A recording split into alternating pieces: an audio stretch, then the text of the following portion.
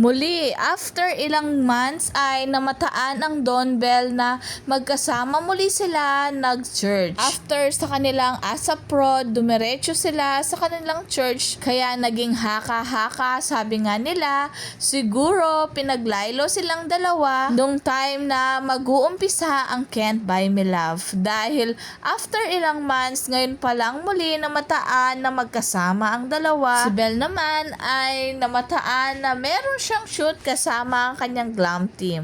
Grabe, napakaganda kahit anong anggulo. May aabangan tayo sa June 2, 2024 sa Smart Araneta Coliseum dahil magaganap muli ang Star Magical All-Star Game 2024. Sino kaya muli ang magiging team ni Donnie rito? At hiling ng mga netizen, sana si Bell muli ang kanyang muse. At usap-usapan na merong magaganap na kissing scene sa Don Bell rito dahil magaganap na ang finale ng kanilang first teleserye. Ayun na nga, natupad na ang hiling ng mga fans na may happy ending sa Bingling. Hindi lang basta happy ending, may pakilig pa ang Don Bell dahil ito ang pinakaunang first kissing scene nila sa kanilang teleserye. Sabi nga ng mga netizen, sana ay may season 2 ito dahil nakakabitin ang 9 months. Sigurado lahat ng nakapanood ay talagang kikiligin ka sa tuwa.